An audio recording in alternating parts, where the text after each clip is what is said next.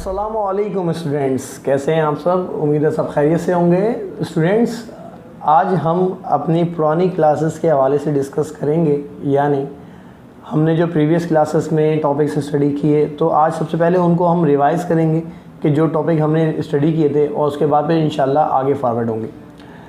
तो सबसे पहले हम बात करते हैं कंप्यूटर सिस्टम ऑर्गेनाइजेशन, यानी कंप्यूटर की ऑर्गेनाइजेशन। हम कंप्यूटर किस तरीके से बनता है और कंप्यूटर में क्या क्या चीज़ें मौजूद होती हैं, जिसमें हमने 3 नाम पढ़े थे। जिसमें हमारे पास सबसे पहले था input, processing and output. Input basically जो भी चीज़ हम कंप्यूटर में एंटर करते हैं। कंप्यूटर में किस तरह से एंटर करते हैं, हमारे पास इनपुट डिवाइसेस होती हैं लाइक कीबोर्ड, माउस, स्कैनर। हम इनके ज़रिए कंप्यूटर में डाटा एंटर करते हैं। वो डाटा चाहे वो पिक्चर्स फॉर्म में हो, चाहे वो टेक्स्ट फॉर्म में हो, चाहे वो ग्राफिक्स हो, ऑडियो हो, कुछ भी हो, वीडियो हो, जैसा भी चीज़ हो, आप कंप्यूटर में जो भी चीज़ डाल रहे हैं या जो है इनपुट कर रहे हैं, तो वो हमारे लिए इनपुट कहलाता है। और उसको प्रोसेस किया जाता है थ्रू सीपीयू या प्रोसेसिंग, ठीक है।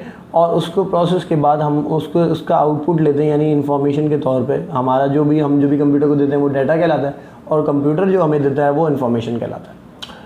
तो ये बेसिकली ये 3 नाम थे। और उसके बाद हमारे पास सबसे पहला नाम आया था computer system. So students, computer system basically क्या है, जो कि आप देखें इलेक्ट्रॉनिक डिवाइस है जो हमसे डाटा मतलब डाटा इनपुट के तौर पे लेता है, उसको प्रोसेस करता है, उसके बाद उसको आउटपुट देता है।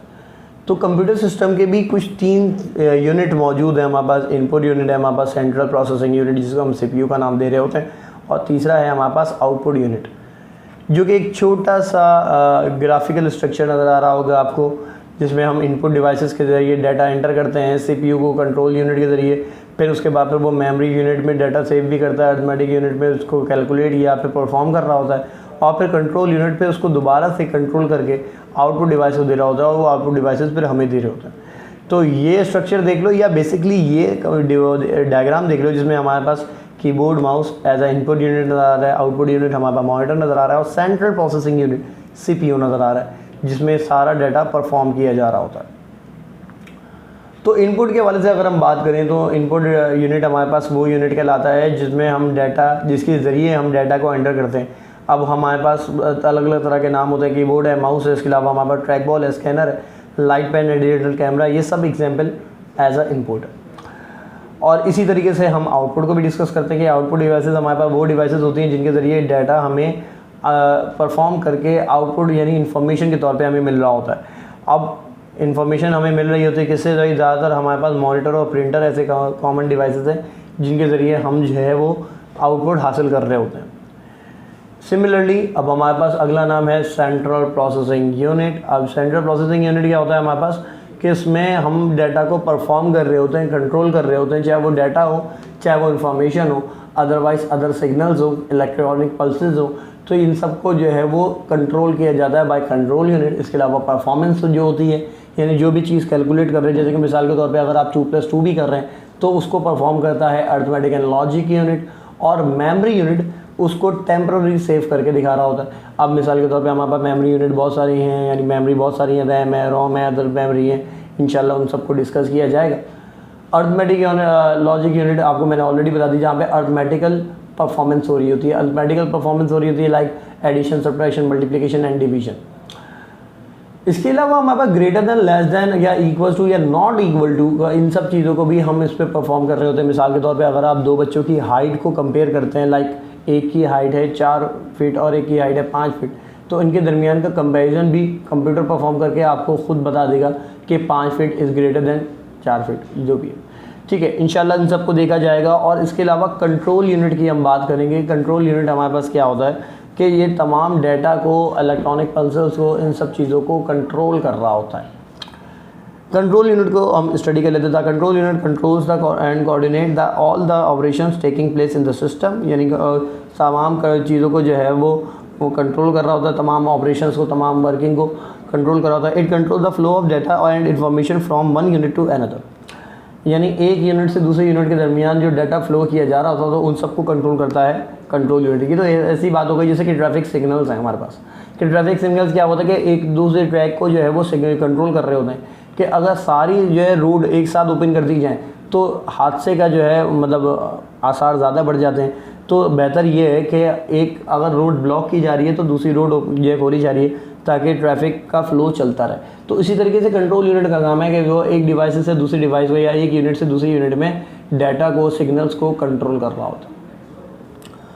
अब हम इसके पॉइंट्स को अगर स्टडी करेंगे, direct the flow of data instruction from input output memory, ये हम बेसिकली हमने इन सब चीज़ों को पढ़ा हुआ है, लेकिन मैं आपको बता दूं कि देखें सबसे पहले हम इनपुट डिवाइसेस से मेमोरी को जो है फ्लो ऑफ डाटा को कंट्रोल करते हैं, फिर उसके बाद फिर उसको इंटरप्रेट किया जाता है, उस पर वर्क किया जाता है, उसको परफॉर्म किया जाता है, उसको कंट्रोल किया जाता है। उसके बाद फिर वही मेमोरी को दोबारा से भेजा जाता है ALU पे, ठीक है, और ALU बेसिकली यानी अरिथमेटिक एंड लॉजिक यूनिट, और वो जब परफॉर्मेंस कर लेता है उसके बाद फिर ALU से दोबारा मेमोरी पे ट्रांसफ़र किया जाता है, यानी दोबारा पर टेम्परेरी सेव किया जा रहा होता है, और उसके बाद फिर इंफॉर्मेशन को प्रोसेस करके मेमोरी यूनिट से हम आउटपुट डिवाइस में कन्वर्ट करते हैं।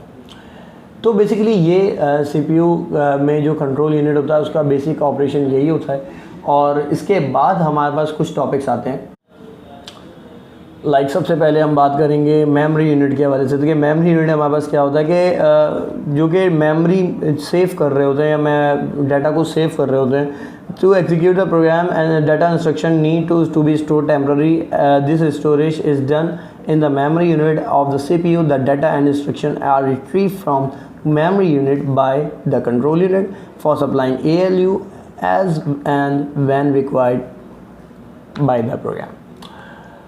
So basically क्या होता है कि मेमोरी यूनिट हमारे पास उस तरह से काम करता है कि कंट्रोल यूनिट जो है सबसे पहले मेमोरी यूनिट में कन्वर्ट करता है, मेमोरी यूनिट उसको टेम्पररी डाटा को सेव कर लेता है, उसके बाद फिर उसको आगे ट्रांसफ़र करता है दोबारा कंट्रोल यूनिट के ज़रिए जो है ALU में, और ALU उसको परफॉर्म करके फिर वापस देता है, और उसके बाद फिर मेमोरी यूनिट उसको आगे फॉरवर्ड करता है।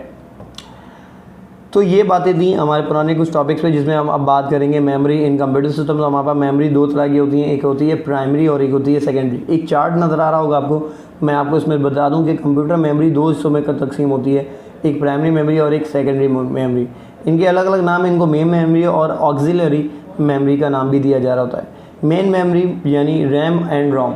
रैम एंड रोम ऐसी मेमोरी होती है जो कंप्यूटर के इंटरनली जो है ऑलरेडी कनेक्टेड होती है, ठीक है। अब रैम प्राइमरी मेमोरी कहलाती है, रोम भी प्राइमरी मेमोरी कहलाती है। अगर हम प्राइमरी मेमोरी के बारे में डिस्कस करें तो बेसिकली क्या है कि it is an internal storage with in a CPU that store raw data यानी जो भी आप कंप्यूटर को दे रहे होते हैं, program instruction as well as the process information. It is called primary since it is only memory which can be directly accessed by the control unit or CPU to retrieve or store information. Basically ये primary इसलिए कहलाती है क्योंकि ये control unit से directly control होती है, जैसे कि मैंने मेमोरी यूनिट के बारे में आपको बताया था, ठीक है। और ये इस डाटा को स्टोर टेम्पररी करती है और परमानेंटली भी करती है, लेकिन ये कंप्यूटर की इंटरनल मेमोरी कहलाती है। और इसमें ज़्यादा डाटा, यानी अगर आप कहेंगे आपके पास हैवी जो डाटा है वो एक साथ सेव नहीं किया जाता। Primary memory is also known as internal memory और मेन मेमोरी। प्राइमरी मेमोरी को हम इंटरनल मेमोरी और मेन मेमोरी का नाम भी दे रहे होते हैं, और ये दो हिस्सों में डिवाइड होती हैं, एक रैंडम एक्सेस मेमोरी और एक read only memory. Random access memory RAM, this memory allows you to perform both and read and write function. The data or information stored in this memory is not permanent. यानी अगर हम देखेंगे तो ये read and write memory होती है, उसमें हम एडिटिंग कर सकते हैं, यानी जो भी काम हम कंप्यूटर में कर रहे होते हैं वो रैम में सेव हो रहा होता है टेम्पररी। तो हम तो उसमें हम रीड और राइट दोनों कर रहे होते हैं, मतलब ये कि हम उसमें एडिटिंग कर सकते हैं। It gets lost when the power is switch off, यानी अगर कंप्यूटर ऑफ हो जाए तो सबका डाटा जो है रैम से लॉस कर दिया जाता है। Thus it is said to be a volatile in nature. volatile क्यों? क्योंकि इसकी नेचर जो है वो ऐसी होती है कि उसका डाटा इरेजेबल है, उसको चेंज किया जा सकता है, इसलिए रैम को हम volatile मेमोरी कहते हैं।